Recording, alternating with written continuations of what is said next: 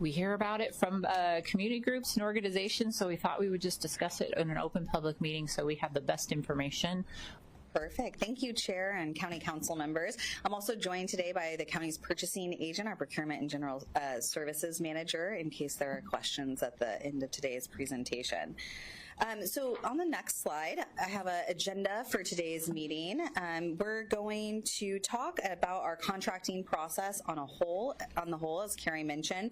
So we're going to start with an overview of what that process looks like, talk about some of the regulatory requirements that relate to our procurement and contracting processes, specifically spend some time on contracting and some key components of that relate especially to what makes a good monitoring process for our contracts.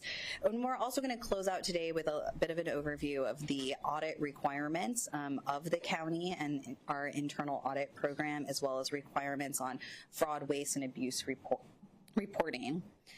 Today I'm going to be speaking broadly about our policies, processes, and procedures, and so I won't be speaking directly to specific contracts during this briefing. On our next slide, one question we often get is the role of the various teams involved in the procurement and contracting processes. So Pierce County Code outlines the procurement and contracting services team's core responsibilities, specifically the purchasing agent. That team's responsible for preparing, soliciting, negotiating, awarding, executing, and terminating contracts while consulting with our prosecuting attorney's office. One note there is our purchasing agent is authorized to develop all the policies and procedures as well for contracting. This team, though, works closely with departments. Departments really are responsible for developing the contract deliverables, scopes of work, how are we paying for different contracts, the invoicing and reporting expectations, and ultimately they manage those supplier relationships as well as the monitoring, because they're so close to the work. They're the ones who are the real experts about the services being delivered and how this work should and needs to be performed for the county. The next slide is a high-level overview of our procurement and contracting process, as well as a high-level timeline and estimate of how long some of these take, and the kind of lead team responsible for each of these major phases. Procurement and contracting starts with really identifying the need. One of the first things is not just how much money do we want to spend, but what are the services that we need provided to our staff in the county or to our residents. That need identification then leads into the solicitation and procurement process. This is often guided by the amount of the contract, the expected services, and the funding sources. Procurement and contracting services manages that process, makes sure that it meets all of the rules and regulatory requirements, and that it's done in accordance with best practices. The next step is contract negotiation, and that's where we turn it back over to departments to really finalize what that scope of work looks like, key deliverables, expectations around how monitoring will work. Before turning it over to procurement and contract services, who goes through all of the contract authorizations, making sure that we have the sign off of our DPAs and their support on the actual contract execution and the appropriate signatory authority. And then you can see that contract monitoring is really the responsibility of our departments. They're going to be the ones receiving those deliverables, processing invoices, looking at data reports, and as we head into contract closeout or termination, if that would be needed. It's quite rare at the county actually to have terminations. We've had a few in the last year, but typically, we end the process with project closeout led by the procurement and contracting services team. So on the next slide, one of the important parts of this process is we are governed by a complex regulatory and rulemaking network that really guides all aspects of that process that I just outlined. So we're required to follow federal, state, and local requirements. Those can be related to the procurement process itself, but also can stretch into requirements of our vendors and contractors in terms of how they're providing the services, what they're required to submit back to us. And some of these agencies, if they're a funder, can also audit us on our contract monitoring and our processes as well. One note that I want to include on this slide is that if you get down to the county regulations section, I think we focus quite a bit on the requirements in the purchasing code. When it comes to contracting, though, there's other requirements related to funding sources and other sections of the code that guide some of the work of our contractors. I think a really important note to make here is that the County Council has put in place quite a few data and reporting requirements as it relates to specific funds of the county, as well as during the budget process. There's also reporting requirements. All those help ensure that we're operating in an environment of transparency, having to show results of contracts. So I think those aid in ensuring that as a county, we're really seeing the impact of the procured services that we have. On the next slide, one of the first questions is if we've done the procurement and we've talked about some of the rules that make sure that we have open and competitive procurement processes, what are the things that might prohibit us during that process from contracting with like a very high-risk agency or maybe a group that's had problems in their history? So this is one of those steps that helps protect the county's interest and taxpayer dollars. So depending on the type of contract, there are different requirements that come into our procurement processes. So for mandatory legal and license requirements, we require that businesses be certified in the state of Washington that they have licenses. If they're providing some specific, highly technical body of work, such as behavioral health counseling, we may require that they have licenses that ensure that they've been certified by a third party, that they're able and capable and can provide those services at a high level. So that's a really good first check along with that general licensing requirement. Additionally, we ensure that contractors are in good standing with the state of Washington. So contractors cannot be debarred is the name of it. So if they've had fraud issues in the past, tax evasion, maybe criminal convictions related to a specific business, businesses can be what's called debarred, that prevents the state of Washington and governments from actually contracting with those providers. So that's another kind of protection step in the process. Some other key ones are things like conflict of interest, of course, our county ethics code, and we have other guidance that prevents conflict of interest in contracting. Additionally, we can build in things like the history of performance into our contracting processes to ensure that if we've had issues or other entities have issues, that those can be disclosed and addressed and not contracted with that group. In the case of things like our public works contracts, there are state requirements for those businesses to make sure that they can't have apprenticeship violations, they can't have minor work violations, permit violations, wage violations, and those restrictions are really important, especially in a low bid environment, to make sure that we're contracting with the appropriate contractors to protect the county's interests. Other things that come into play are insurance and bonding requirements. Those are requirements before we even get into contracting. They're disclosed typically even during the procurement stages so that people are very well aware of how those protect the county's interests and what our minimum requirements are. I know that insurance comes up oftentimes. Our insurance requirements are in line with other governmental entities. And then you can see on here too items that help protect the county include grant or funding source restrictions that might prohibit working with certain types of contractors, as well as in general looking at risk management and oversight failures by those contractors, part of their past history. One note that I'll make on this slide is we definitely are aware and balance this idea of protecting the county's interest against fraud and making sure that we have high standards in that area and are working with contractors that can best meet the county's needs and our community.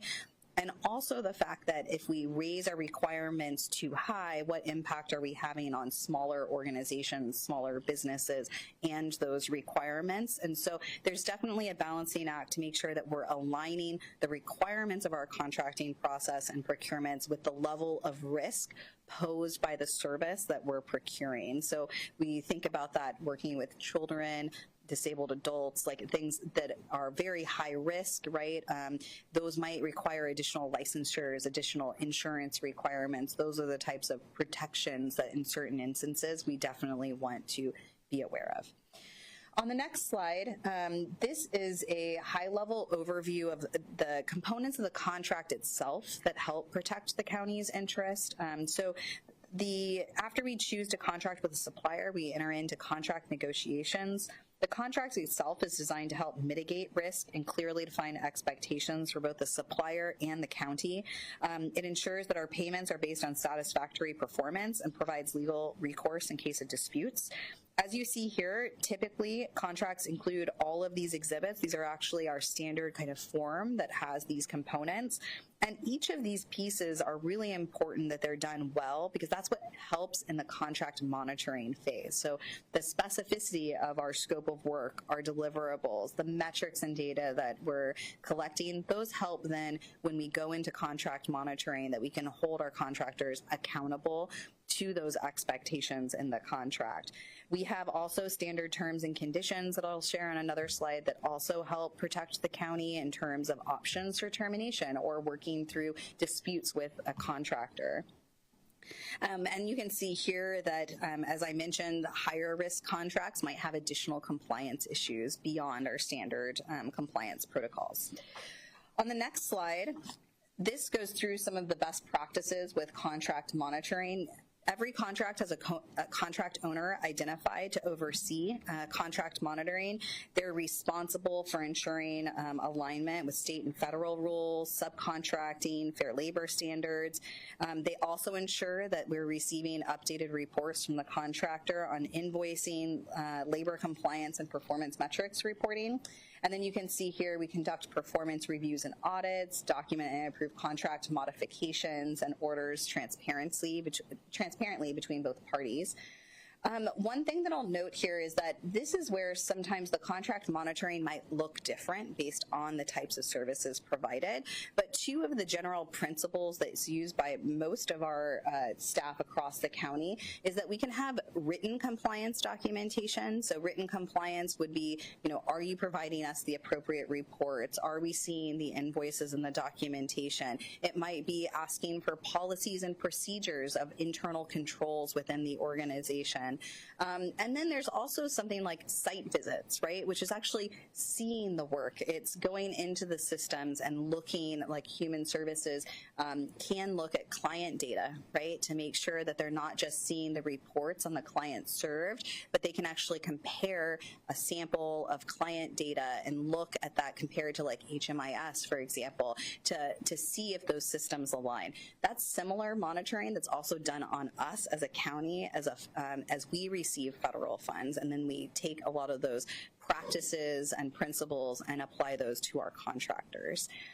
Contract monitoring can depend on the risk of the agency, so some of the patterns and routines specifically around the on-site visits and how we do contract monitoring might differ if an organization is flagged as a high-risk entity during their application process or lower risk.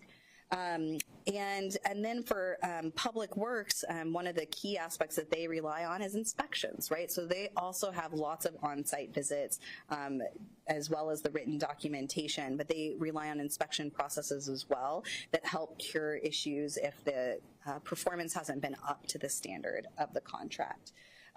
One note that I meant to mention on the last slide was during some contracting processes, we do have entities provide to us information on their finances, including their past audit performance and other funding considerations. That's what triggers when I mentioned that some groups are higher risk or lower risk and how that builds into the monitoring processes. So that's a step of both the procurement, and it's required by some of our federal funding sources, for example, that we do the risk assessment. So it helps us as a county operate, but also is a requirement as well. On the next slide, this is a look at corrective actions and terminations. So of course, I just mentioned that we work really transparently with our contractors. Oftentimes we're amending contracts to make sure that if something changes, especially on our part, that we can modify timelines or deliverables to meet those needs. But our standard contracts do have in them various terms that we can use if we're having issues with a contractor. So one is we can withhold payment. So if services are not being rendered, we don't feel like there's appropriate documentation, we're concerned about the documentation, we can withhold payment until those issues are fully addressed. Especially client service contracts, professional service contracts have corrective action plans, meaning that we can enter into a process to say, hey, the quality isn't what we want, we're not seeing these, let's enter into a performance improvement plan with a contractor, kind of the way to think about it, right? Here's what our standards are, here's what we expect you to do in the intermediate and short term to change your performance. And then we have options, things for termination for convenience. This is an option if the performance issues aren't severe enough to warrant termination for default, which is our next option. We can say that we want to terminate for convenience. This is less of an impact on the contractor in the long run, but where we've come up to a mutual agreement, or if we think maybe we've also had some issues that impact their ability to fulfill the contract, we can do this as an option to end an agreement with an entity. We can also have termination for default, which is our discretion to just basically, if we think it's severe, we can just end the agreement and terminate. And we actually have, as a major funder, as a larger entity, we have very strong termination for default clauses in our contracts. Additionally, we have recapture provisions, and this is where if a contractor fails to comply with terms of our agreements, if we believe that we've had overpayments, if they've failed to expend funds, especially if those are compliance issues with state and federal law and provisions, we can recapture funds from entities and say that you need to pay us back for the services we paid you for. And that is definitely a piece that we would look at in finance to make sure that we're ensuring proper use of county resources and funds. So the next slide, we wanted to take a moment to talk about how are we audited. I can talk about our policies and procedures, but a key part of that is, are we following those policies and procedures? Who audits the county's actions? So every year, we actually have 3 regular audits. That's the accountability audit, the financial audit, and the federal audit that's done on, that the county participates in. Those are led by our state auditor's office, so it's a third-party audit of the county. The main one that applies in this case is that accountability audit, where we're really seeing, are we following our own rules and procedures? If we say in county code, this is what's required, if we have monitoring practices or agreements within our contracts, are we actually doing what we said we are intending to do? We have also our financial audits and our federal audits. Federal audits are also very important for these processes. We're ensuring that we're in compliance with federal grant requirements as well as our subcontractors. And then our performance audits, we typically participate those are more, they occur occasionally, and we're usually participating based on funding we're receiving from the state regarding a specific program that they have. So a recent one was our human trafficking fees that we've been participating in a regular performance audit from the state auditor's office. And then finally, the state auditor's office does investigate fraud. Typically, though, the fraud that they investigate is where there's a concern that county staff are actually engaging in fraudulent activity rather than contractors. Primarily, if there's a contractor issue, that is handled through the actual contract process that outlines the rules, requirements, and what you need to do in that specific case. So if there's fraud as part of contracting, usually you go through some of those provisions that I just mentioned that might include termination, recapture, or other issues and concerns related to the specific contract.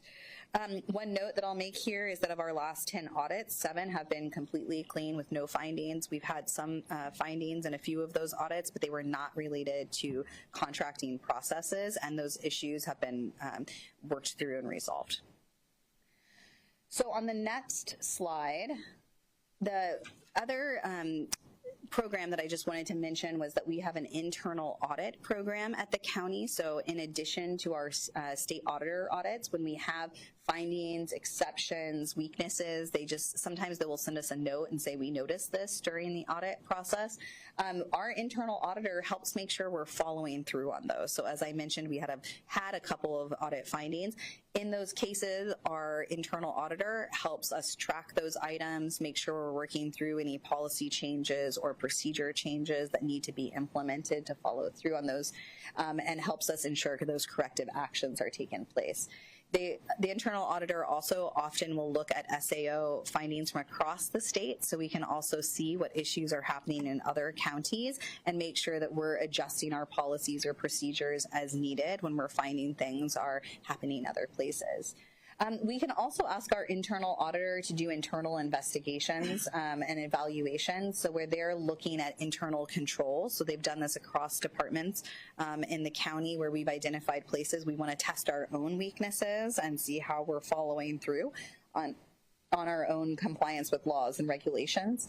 And then in terms of communication, on our website for the Finance and Enterprise Services Department, we have a page dedicated to our internal audit function. It lists information on how the public can view all of those SAO audits and obtain information, and it has contact information for our internal auditor as well. The next slide is just a quick note at the end, but if we think that there is fraud or suspected loss, of course the department who's managing it is the best source for people to go to if they believe that there's fraudulent activity related to a contract. Other entities that can take reports of fraudulent activity, waste, or abuse are the SAO. So the SAO does have a way for members of the public to actually contact them. I just mentioned our internal auditors' contact information's online if a member of the public would like to report to them. If we have staff who believe that there's an issue, they are also welcome to contact our internal auditor if for any reason they don't feel comfortable doing it through other means. And our internal county requirements actually require immediate reporting to the county internal auditor and law enforcement if we believe fraud or abuse or waste is occurring that's resulted in loss of funds. And you can see here, one of the things that we actively do is we will proactively communicate to the SAO if we receive reports of fraud, waste, and abuse or loss of county resources pretty immediately so that we're transparent and proactive about those reports. So I am happy to answer any questions that you might have about contracting processes or contracting monitoring. Thank you, Ms. Johnson. Appreciate the dive.